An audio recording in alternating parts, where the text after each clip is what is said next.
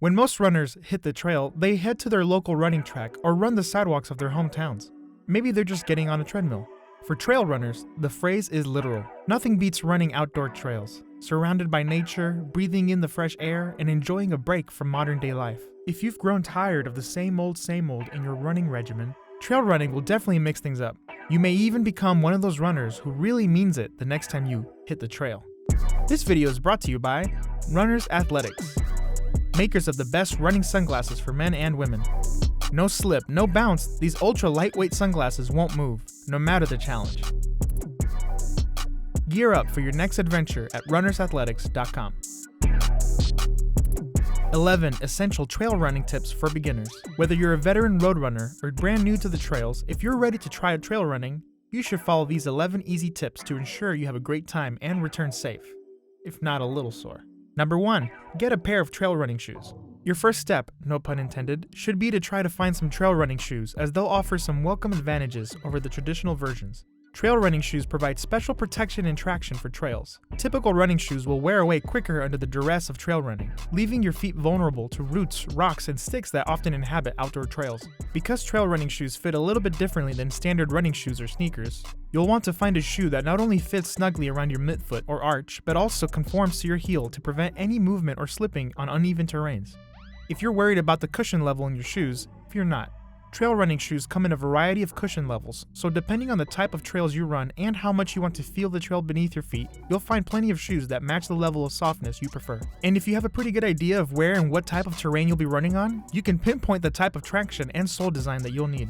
For instance, if you'll be running on loose dirt, gravel, or wet terrains, opt for a shoe with knobby lugs on the outsole. On the other hand, or foot, if you'll be running on boulders and rocks, find a shoe with a sticky rubber outsole. Number 2, dress for the trail. Once you've equipped yourself with the proper trail running shoes, you'll need to focus on the appropriate attire. While it's important that you're familiar with the types of runs you'll take and the types of weather in which you'll be running, it's just as important that you dress for practicality and comfort. Consider these tips to make your trail running a little more pleasant. Embrace breathability. Trail running, by its very nature, generates considerable heat and perspiration.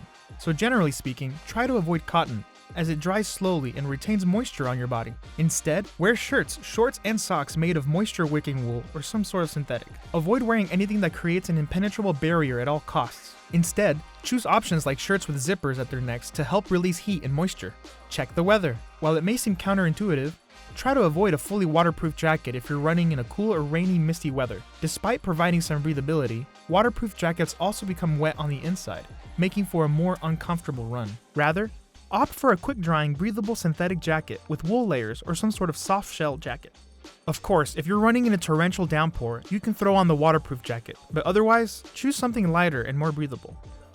Oh, and if the forecast calls for sun, we'll have some fantastic trail running sunglasses you'll love. Dress in layers. If you know you'll be running a longer distance, dressing in layers is not only more practical, but also more comfortable. For example, if you begin your trail run in the cooler morning temperatures, you can shed a layer or two as the temperature heats up.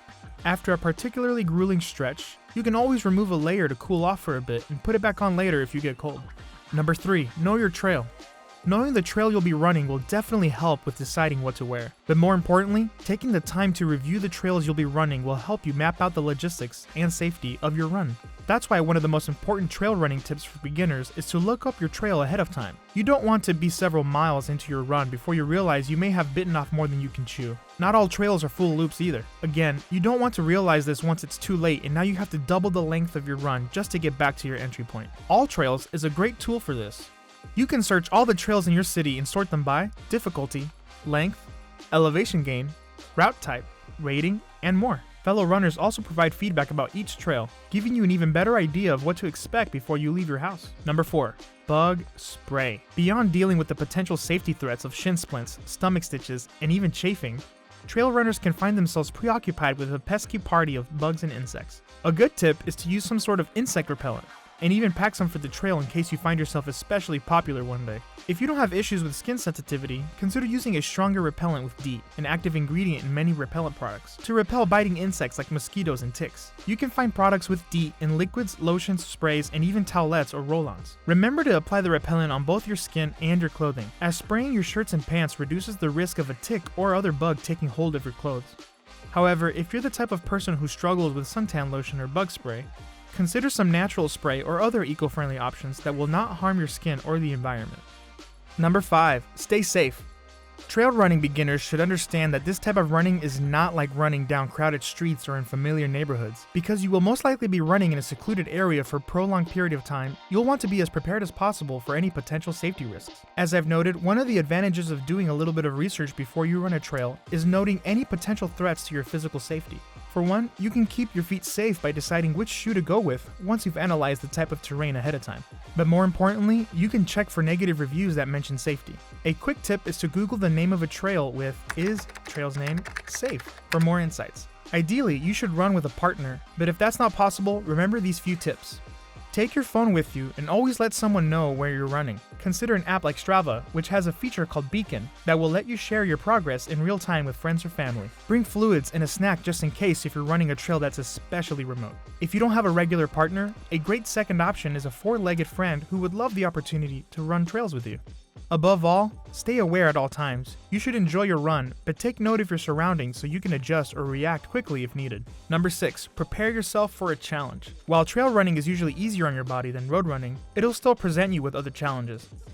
For one, you may have to change the running cadence you've become accustomed to while running roads or tracks. Trail running will require a side-to-side running style that allows you to move to avoid natural obstacles. You'll also want to run on your forefeet and shorten your stride as you approach technical areas full of natural debris. These small changes to how you run will help your legs and your body's core provide some additional stabilization. This, in turn, reduces the pressure put on muscles mainly used for moving forward. So expect to use a variety of new muscles in a variety of new ways when you start running trails. Of course, that means you should also expect some brand new soreness for a while. I'll give you some advice for handling that in just a moment though. Number 7. Pay close attention to foot placement. Another reason you'll be recruiting new muscles is that you'll be running on uneven ground. This might seem obvious, but it's one of those changes many experienced runners often underestimate until they're on mile 2 or 3 of a trail and then realize how much of a toll this difference can take. That's why you need to pay special attention to your foot placement when running trails. First and foremost, a stable core will ensure your acclimation to the new terrain goes more smoothly. I'll go over some exercises to help with that next. Second, you'll be moving and adjusting to natural obstacles along the way. You'll have to respond to the terrain quickly and decisively. While you may feel some initial uneasiness about where to place your feet or even about potentially falling, you will begin to intuitively spot those potential pitfalls as you gain more experience. Until then, take it slow. Keep your eyes up and scan the trail ahead so you can make quick decisions about where to place your feet. There's no need to look down directly at the ground either. Rather, focus 2 meters ahead of you to plan your next foot placement. While you're running uphill, take smaller steps to drive yourself up and forward. Your legs have a natural elasticity, so avoid overstriding and increase your cadence to give your gait a more natural spring. Think about driving a car. You don't need to have your eyes focused directly on the road right in front of your car to avoid obstacles and operate the vehicle safely. If you're scanning the path ahead and keeping your eyes on where you're going, you'll be fine. Number 8. Do strength training for trail running. Since you'll encounter a variety of uneven surfaces, like hills, sticks, and dirt mounds, your foot placement will vary and fluctuate with each step. For instance, your feet will work harder to adjust to bouncing on rocks and sticks, restabilizing on uneven surfaces, and even adapting to quick changes in cadence. As such, it's imperative that you train appropriately to ensure your muscles are prepared for these new challenges. For starters, any runner, whether road running or trail running, can help prevent injury, increase mobility, and improve their speed by lifting weights. But trail runners should consider these additional tips to work on a strength routine 3 to 4 times per week to help avoid potential fitness issues. Hips. Focus on bodyweight movements, dynamic warmups, plyometrics, and band work. Core. Focus on body movements to strengthen lower back, holding planks, and lying on your back with no arch to complete dead bugs for abs. Upper body. Focus on multiple muscles at once with curls and do push-ups. Above all, remember to work on mobility and stability each day so you're prepared for any and all surfaces, natural debris, and elevation changes. Number 9. Stretch, stretch, stretch. To help with these mobility and stability activities, new trail runners need to take stretching very seriously. While stretching is important for all runners, trail runners who do not stretch enough will quickly discover how those elevation changes can wreak havoc on their muscles. If you're someone who sometimes lets their stretching habits slip, consider these 4 stretching tips to keep you healthy, flexible, and at the top of your game. Quadriceps. Your quads are going to be working overtime to take you up and down the different elevations of running trails. so be sure to give them plenty of attention when stretching. A simple quad stretch that will prepare them for the work ahead is to stand straight on one leg while you bend the other knee and grab the corresponding ankle. Pull it close to your glutes while being careful not to bend at your hips. You should feel a nice deep stretch going down the fronts of your quads. Calves. I've already touched on this a few times, but trail running means a lot of new terrain which you'll really feel in your calves. Gluteus Medius. Before you take to the trails, stand about 3 feet from a stationary object, like a wall, tree, or the side of your car, and place your hands on it so they're just below your shoulder level. And then step back with one foot. Keep the knee straight and that heel on the ground. Then bend your other knee, the one closest to the stationary object, and push forward with your hands. It should feel like you're leaning into the object trying to actually move it. The real result should be a nice stretch in your calf muscle. Hip flexors. Changes in elevation will also tax your hip flexors, which will be taxed when pulling up on your legs whenever the trail starts to rise. To stretch them out, stand straight with one leg a step behind your body. Keeping that back knee straight, bend the other knee just a bit and slowly lunge forward. Your pelvis should stay straight so that the deeper that you're able to bend, the deeper you can feel the stretch in your hips. Pulling a muscle during a run is never fun. Pulling one when you're on a trail miles from your car or where an Uber can come to pick you up is the worst. Take the time to stretch properly or expect a trail to eventually get the best of you. Number 10. Learn trail running etiquette. As is the case with every sport, there are certain unwritten rules to trail running. So while it will often feel like you're completely alone in nature, and that's part of the fun, take the time to learn trail running etiquette, or you'll have a hard time joining the local community. First, if anyone is slower than you, yield them the right of way. Take a step off the trail to let these other slower runners pass. Depending on where you live, some of your local trails may be popular with equestrians. In that case, definitely yield to them, as horses may spook and cause harm to themselves or others. If you find yourself approaching other runners, always stay to the right, but if necessary, pass them on the left. A simple verbalized "on your left" as you approach someone to pass is sufficient. Next, stay on the trail as much as you can. Besides the risk of creating a separate unintentional trail, you may also destroy habitats of the natural elements. It's best to stick to the path already carved out. Once again, pay attention to your surroundings. If you have chosen a popular running spot, chances are you will encounter groups of runners or even bikers. Keep that in mind so you don't accidentally commit a faux pas because you didn't notice them nearby. In general, be careful not to get too lost in smelling the fresh air and hearing the bird songs along the way. Enjoy yourself, but be considerate of others. This is also important so that you don't miss a stone or branch ahead of you that might catch your foot. And, as always, follow all laws by not discarding any litter. Even if unintentional, many people leave behind energy bar wrappers or water bottles, so just be cautious to dispose of any trash in the bin. Number 11. Get ready for hills. Trails mean hills. Often.